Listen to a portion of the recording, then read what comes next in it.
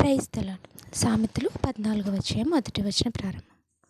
జ్ఞానవంతురాలు తన ఇల్లు కట్టును, మూఢురాలు తన చేతులతో తన ఇల్లు ఓడబెరుకును. యథార్థముగా ప్రవర్తించువాడు యెహోవా యందు భయభక్తులు కలవాడు.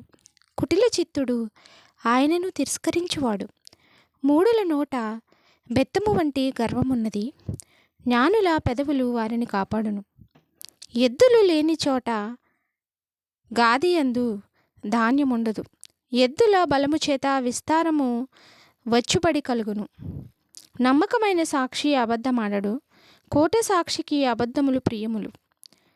అపహాసకుడు జ్ఞానము వెదకుట వ్యర్థము, తెలివిగనవానికి జ్ఞానము సులభము.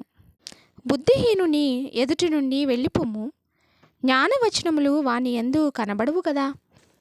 తమ ప్రవర్తనను కనిపెట్టి ఇండుట వివేకుల జ్ఞానమునకు లక్షణము. మోసకృత్యములే బుద్ధిహీనులు కనపరచు మూఢత. మూఢులు చేయు అపరాధ పరిహారార్థ బలి వారిని అపహాస్యము చేయును. యథార్థవంతులు ఒకరి యందు ఒకరు దయ చూపుదురు. ఎవరి దుఃఖము వాని హృదయమునకే తెలియను.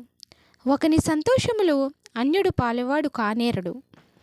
భక్తిహీనుల ఇల్లు నిర్మూలమగును, యథార్థవంతుల గుడారము వర్ధిల్లును.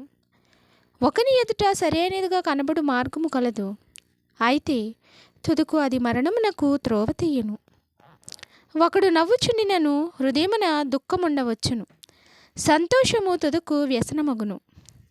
భక్తి విడిచిన వాని మార్గములు వానికే వెక్కసమగును, మంచివాని స్వభావము వానికే సంతోషమిచ్చును. జ్ఞానము లేనివాడు ప్రతి మాట నమ్మును, వివేకి అయినవాడు తన నడతలను బాగుగా కనిపెట్టును. జ్ఞానము గలవాడు భయపడి కీడు నుండి తొలగును, బుద్ధిహీనుడు వెర్రవీగి నిర్భయముగా తిరుగును.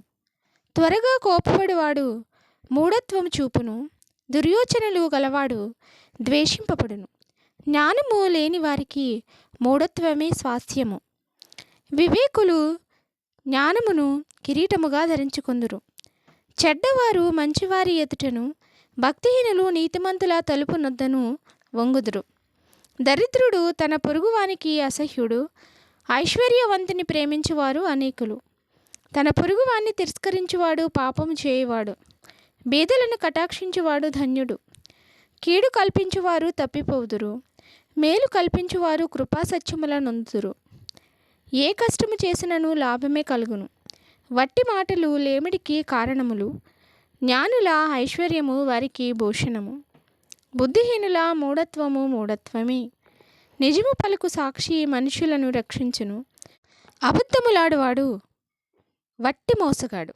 యెహోవా యందు భయభక్తులు కలిగిండుట బహుధైర్యం పుట్టించును, అట్టి వారి పిల్లలకు ఆశ్రయ స్థానము కలదు.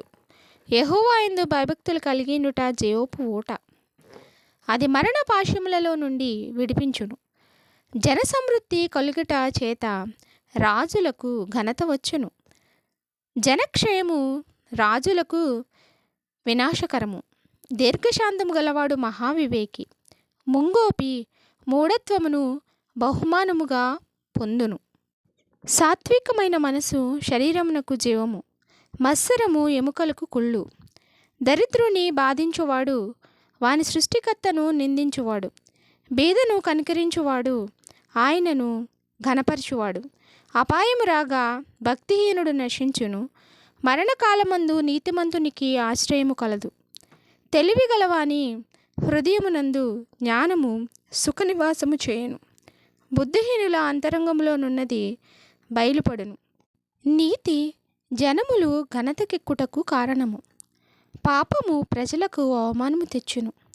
బుద్ధిగల సేవకుడు రాజులకిష్టుడు, అవమానకరముగా నడుచువాని మీద రాజు కోపించును.